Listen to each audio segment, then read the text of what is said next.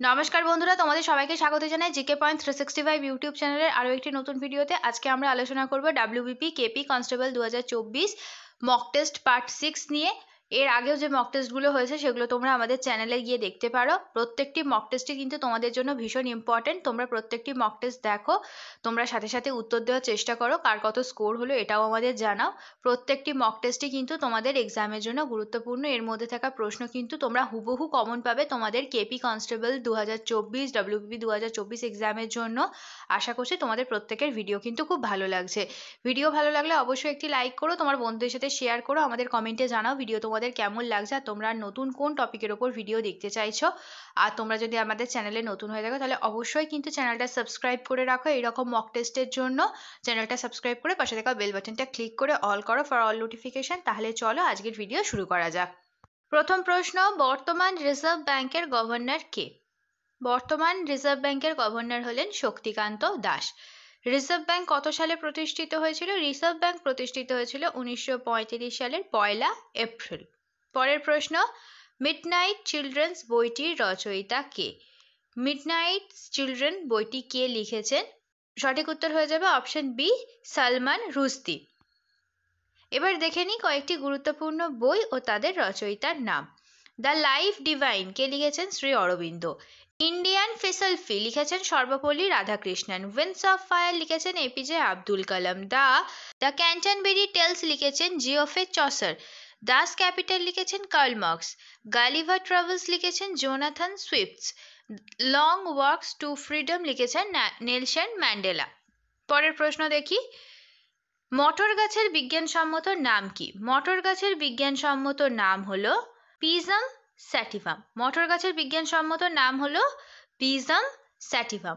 পরের প্রশ্ন দেখি, বিখ্যাত বাংলা চরিত্র ব্যোমকেশের স্রষ্টা কে?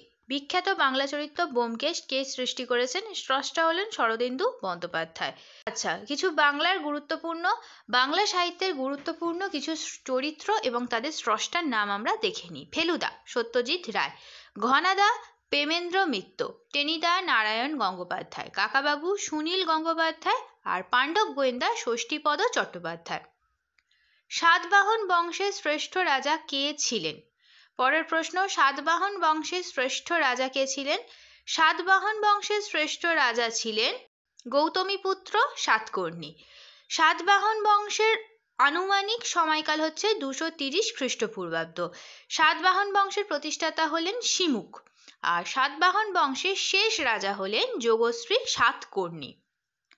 পরের প্রশ্ন, বুড়িবালামের যুদ্ধ কত সালে সংগঠিত হয়? সঠিক উত্তর 1915 সালে।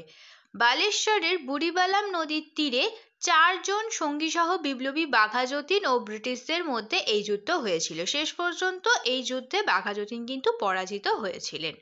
পরবর্তী প্রশ্ন, কোন ধারায় রাষ্ট্রপতি শাসন জারি হয়?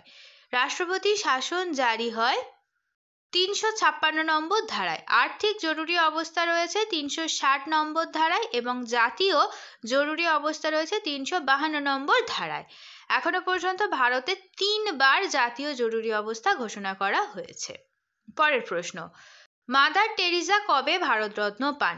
মাদার টেরিজা ভারতরত্ন পেয়েছিলেন 1980 সালে আর তিনি 1979 সালে নোবেল পুরস্কার পেয়েছিলেন। দুটো সাল একটু মনে রাখবে, দুটো সাল একটু গন্ডগোল হতে পারে। পরের প্রশ্ন, ন্যাশনাল স্টক এক্সচেঞ্জ অবস্থিত কোথায়? National stock exchange NSE, national stock exchange কোথায় অবস্থিত তোমাদের বলতে হবে। সঠিক উত্তর হয়ে যাবে অপশন বি, মুম্বাই। ভারতের প্রথম মিস ইউনিভার্স কে হন? ভারতের প্রথম মিস ইউনিভার্স হন সুস্মিতা সেন। প্রথম মিস ওয়ার্ল্ড পুরস্কার প্রাপক ভারতীয় মহিলার নাম হচ্ছে রীতা ফারিয়া। মিস ওয়ার্ল্ড আর মিস ইউনিভার্স হন সুস্মিতা সেন। পরের প্রশ্ন, দক্ষিণ ভারতের ম্যানচেস্টার কাকে বলা হয়? এই প্রশ্নটা একটু ভালো করে দেখো। ভারতের ম্যানচেস্টার বললে বলা হতো আহমেদাবাদ, কিন্তু এখানে বলেছে দক্ষিণ ভারতের ম্যানচেস্টার। দক্ষিণ ভারতের ম্যানচেস্টার হয়ে যাবে কোয়েম্বাটুর। প্রশ্নটা ভালো করে দেখে তারপরে কিন্তু তোমরা উত্তরটা দেবে। পরবর্তী প্রশ্ন, ভারতের কোন রাজ্যের তটরেখা দীর্ঘতম? কোন রাজ্যের তটরেখা দীর্ঘতম? গুজরাট রাজ্যের তটরেখা দীর্ঘতম। ভারতের প্রথম দাবা গ্র্যান্ড মাস্টার ছিলেন কে? প্রথম দাবার গ্র্যান্ড মাস্টার ছিলেন বিশ্বনাথন আনন্দ। ভারতের প্রথম মহিলা দাবা গ্র্যান্ডমাস্টার হলেন কোনেরু হ্যাম্পি। আর্যভট্ট কবে উৎক্ষেপণ করা হয়? আর্যভট্ট কি আগে আমরা জেনে নিই। আর্যভট্ট হলো আমাদের ভারতের প্রথম কৃত্রিম উপগ্রহের নাম আর্যভট্ট। কবে উৎক্ষেপণ করা হয়? আর্যভট্ট উৎক্ষেপণ করা হয় 1975 খ্রিস্টাব্দে। 1975 খ্রিস্টাব্দে আর্যভট্ট উৎক্ষেপণ করা হয়।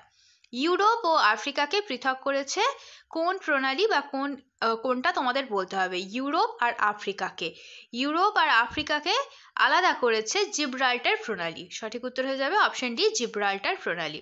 পরের প্রশ্ন, কাকে ভারতের মেট্রো ম্যান বলা হয়? চারটি অপশনের মধ্যে কাকে ভারতের মেট্রো ম্যান বলা হয়? সঠিক উত্তর হচ্ছে অপশন এ, ই শ্রীধরনকে বলা হয় ভারতের মেট্রো ম্যান। পরের প্রশ্ন, রায়তবাড়ি বন্দোবস্ত প্রবর্তন করেন কে?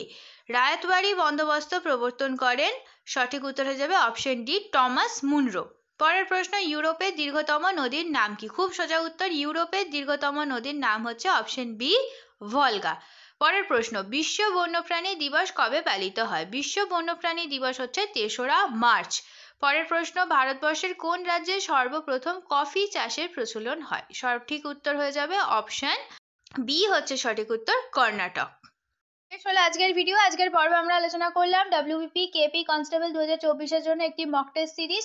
এইরকম প্রতি সন্ধ্যাবেলায় আমাদের কিন্তু চ্যানেলে মক টেস্ট এখন আসছে। তোমরা প্রত্যেকদিনই মক টেস্টে অংশগ্রহণ করো, আমাদের জানাও তোমাদের স্কোর কত হলো।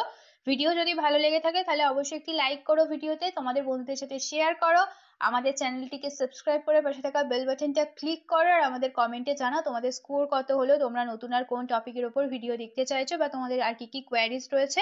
তাহলে চলো দেখা হচ্ছে পরের ভিডিওতে। ততদিন ভালো থাকো, ভালো রাখো, এইভাবে আমাদের ভিডিও দেখতে থাকো, আমাদের আরো উৎসাহিত করতে থাকো। ধন্যবাদ।